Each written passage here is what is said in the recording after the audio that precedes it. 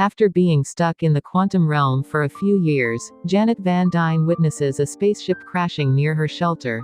She is not sure about the motives of the people on the ship, but she remains optimistic that this could be her way back home. With only some weapons that resemble guns, Janet quickly runs to the site of the crash. When Janet arrives at her destination, she is caught off guard by two creatures that look like insects and are as big as horses. One of them duplicates itself suddenly right in front of her. She manages to defeat the first creature, but the second one almost cuts off her head before something unknown stops it in time. She looked back and saw the person who was in the spaceship-like thing that had saved her. He was a skinny black man with two scars on his face that looked the same on both sides. She didn't know it yet, but he was actually Kong the Conqueror. After the opening scene, the movie jumps to the present day. In the present, we are introduced to Scott Lang, who is living a very different life than before. The reason for this change is that he was involved in some heroic actions during the events of Captain America: Civil War, which made him something of a celebrity. As a result, people now recognize him on the street and he has become somewhat famous. Even his old employer, Baskin-Robbins, has recognized his accomplishments by naming him their Employee of the Century. He even takes his girlfriend Jimmy out for fancy dinner. Finally, we see him on a book tour to promote his recently published autobiography, Looking Out for the Little Guy. During his book tour, he narrates his life journey and experiences to the eager audience, including the story of how he saved the universe from certain doom. The audience is captivated by the excerpt of the book he reads out. As a former member of the Avengers, he had promised to be there whenever the world needed saving, but he had recently shifted his focus towards being a dad. He emphasizes the importance of being there for his daughter Cassie, who he loves dearly and his superhero, and cherishes above everything else. He inspired others to believe in themselves, take risk and to never give up on their dreams. Soon after his book tour, he receives a phone call informing him that his daughter has been arrested from jail and went there to meet Hope.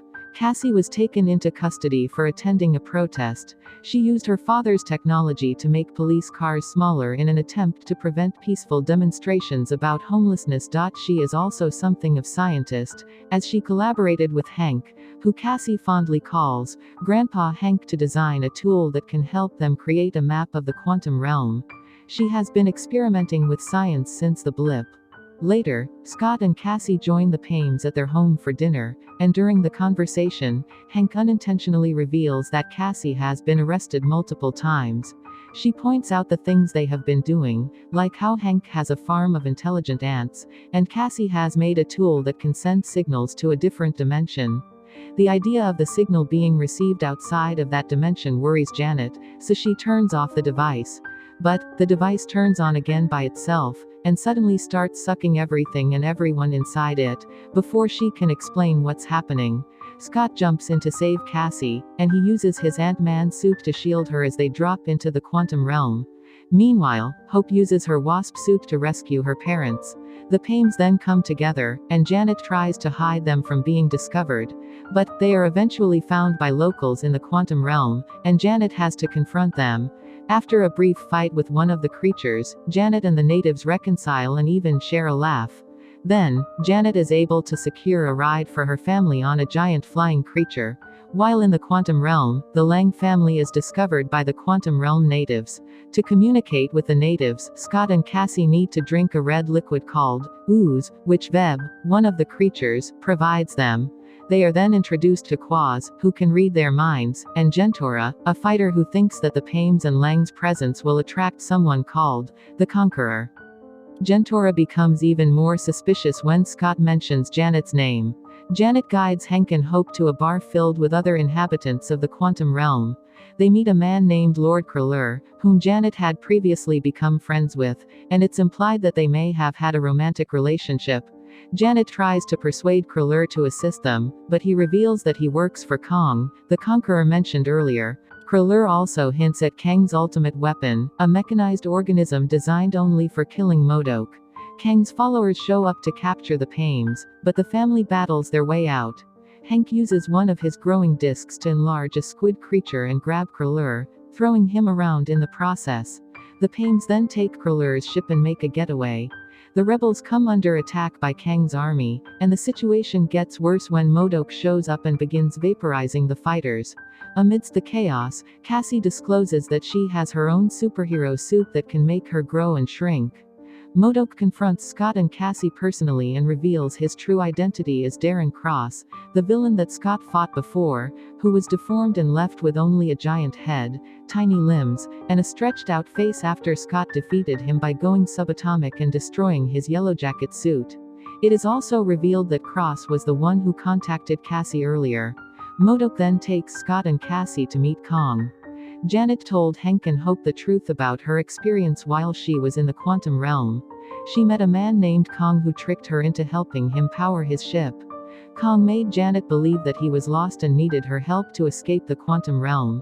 In return for her assistance, he promised to bring her back to Hope. However, when Janet found the power source of his ship, she discovered that it was fueled by Kang's thoughts. As she touched the core, she saw into Kang's mind and witnessed all the terrible things he had done, such as destroying entire planets and timelines. Kong tried to convince Janet that he could manipulate time so she wouldn't miss out on Hope's childhood, but she realized this would mean harm for other worlds. Janet knew that Kong was a terrible person, so she used her wasp suit to take the power source of the ship and enlarged it to a huge size. This action made sure that neither she nor Kong could leave the quantum realm. Scott and Cassie encounter Kong, who brags about killing Avengers in different timelines.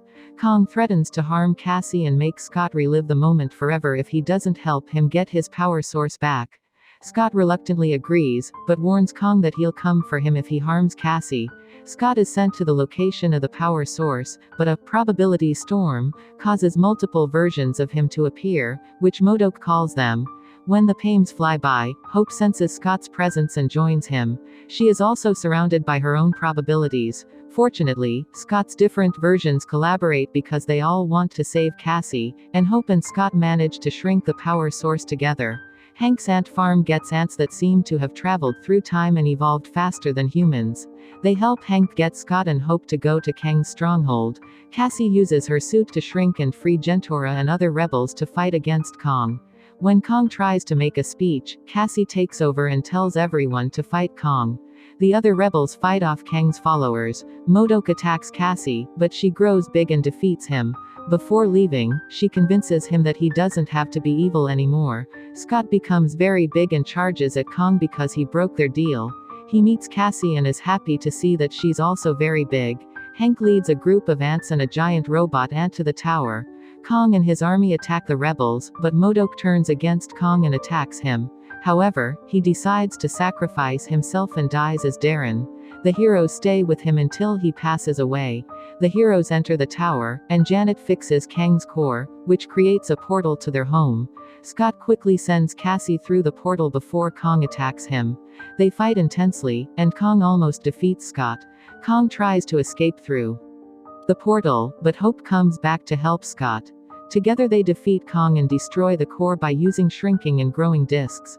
Hope shoves Kong into the core, which sucks him into a portal of destruction. Cassie reopens the portal to help Scott and Hope get back home, and the people from the quantum realm celebrate their win. Scott goes back to his regular life and his family, but he is worried about what Kong mentioned about something terrible that's coming. He tries to ignore it and joins his family in celebrating a fake birthday for Cassie, which they missed during the blip. If you like the video then please subscribe and like Butter Halves. See you next time.